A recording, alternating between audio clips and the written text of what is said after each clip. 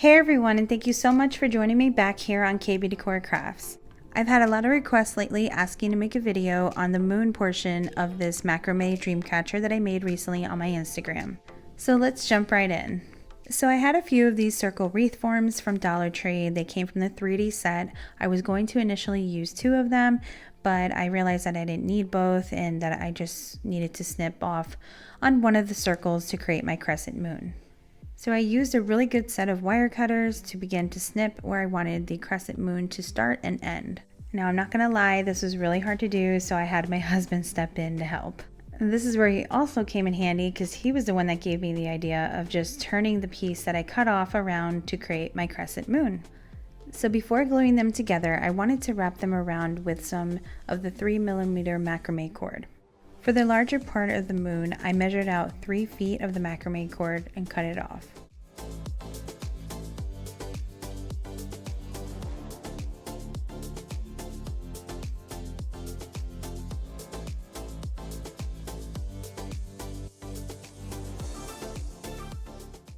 I then added some hot glue on the tip of the wire form to begin wrapping the cord around.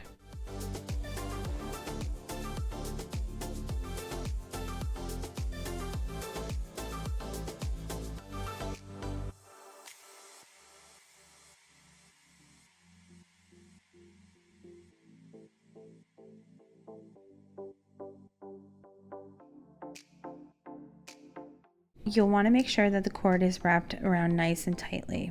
Then for the very end, go ahead and add another strip of hot glue and continue to wrap to the very end.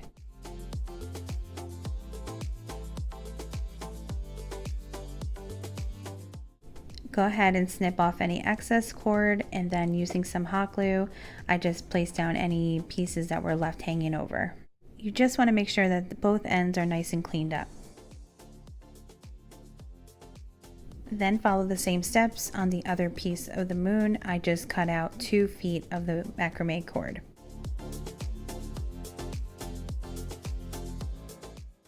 Once both pieces are completely wrapped, go ahead and glue both tips together. I then grabbed another piece of macrame cord to glue on the very ends of the moon.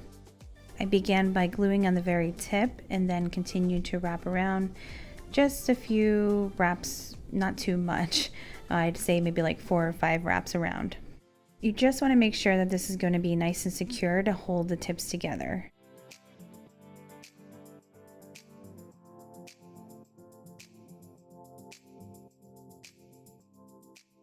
Then you're going to go ahead and wrap around the last piece of cord and snip off the excess.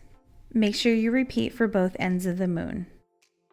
Then taking this 4mm macrame cord, I'm going to be cutting out 8 strips of 2 feet cord. For the entire center, we'll need 8 2 feet cord, 8 3 feet cord, 4 4 feet cord, and 2 5 feet cord.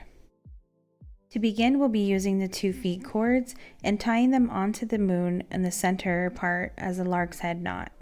You want to make sure both ends of the rope are even, and then going in with the center of the rope to wrap around the middle there to loop over and pull the 2 ends right through.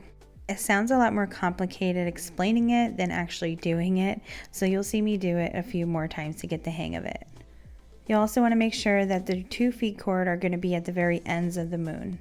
And go ahead and tie on your next cord using the lark's head knot as well, wrapping that over the center and pulling through, and then sliding it on over next to the other cord.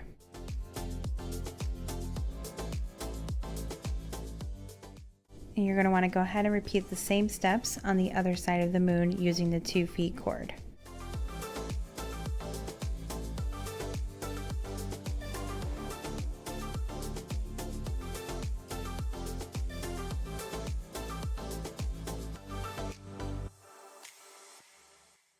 Now here I'm just wrapping on the next set of 2 feet cords. Now next, go in with your 3 feet cord and wrap around the same way using the lark's head knot.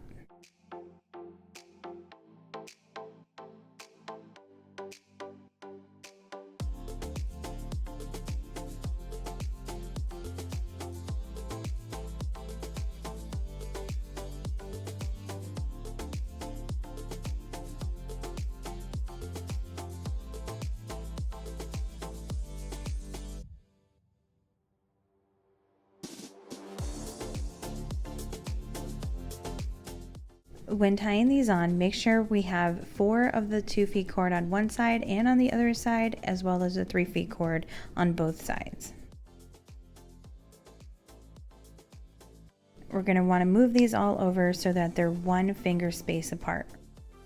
Then go ahead and wrap on your next set of 4-foot cords. And lastly will be your set of 5-foot cords. You want the 2 5-foot cords to be in the middle of your crescent moon.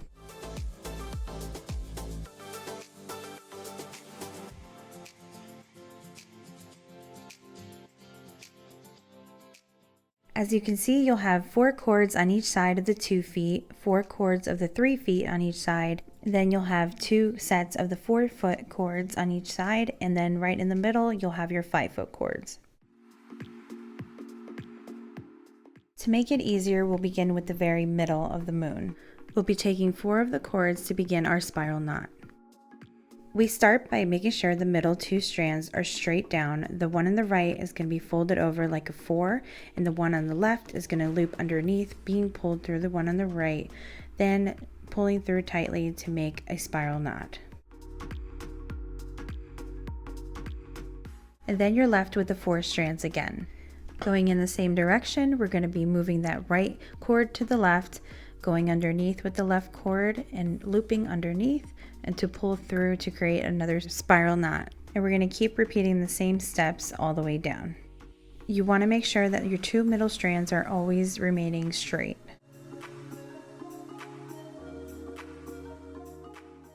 As you continue this pattern, you'll start to see the spiral shape that it starts to form. Even as it starts to rotate, you'll continue in the same pattern to create your spiral knots. You want to make sure your knots end right where it meets the wreath form. Then we're going to grab the next set of 4 cords to begin doing the same thing and creating another curly Q.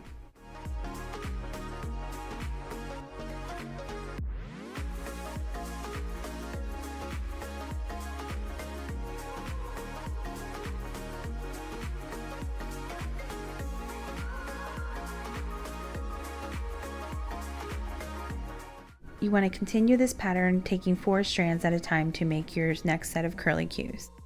Now going back to the middle one, I noticed that I did create a knot too much, so I'm just going to release that cord and then even it out with the wreath form.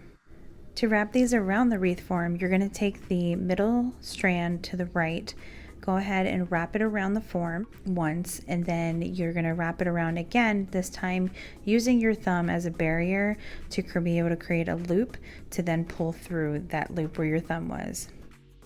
Make sure to pull on the cord nice and tightly, making sure that the end is towards the back of the moon. Then go ahead and repeat the same steps with the strand to the right of it, wrapping around once, wrapping it around again around your thumb, and pulling through that loop. Then repeat the same steps with the ones on the left hand side by wrapping it around again and wrapping around your other thumb this time to create that same loop to pull through. I also wanted to note that I am in no way a macrame expert. I've just been teaching myself a new hobby and fallen in love with it, and I wanted to share some of my tips and tricks with you all. There are so many amazing textile artists here on YouTube that you could learn from that I did as well. I'll then show you what we're going to do with the cords that are hanging down. Then go ahead and do the same steps for each curly Q. Now that we have them all tied onto the wreath form, I'm going to show you what to do with each of the strands that are hanging down. For the strands that are long enough, we're going to just go ahead and flip the wreath form over. Then towards the back of the moon, you want to create 2 double knots using 2 strands at a time.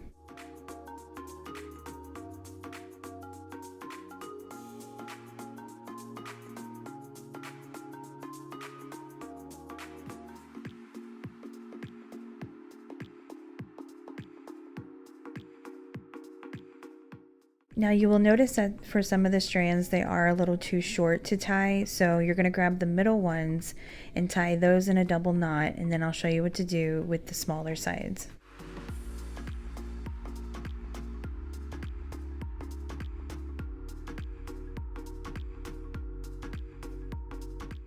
And now for me, I just found the best way to clean these up were by hot gluing them down, making sure that none of the strand was going to show and just cutting off the excess.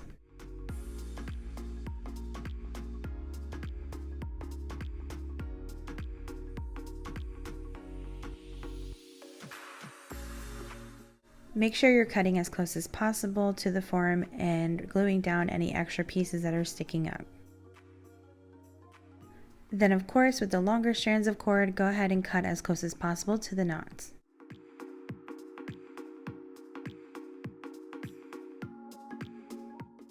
Then you'll see by flipping it over that it looks nice and neat from the side that you want to show. Go ahead and repeat the same steps for all the strands.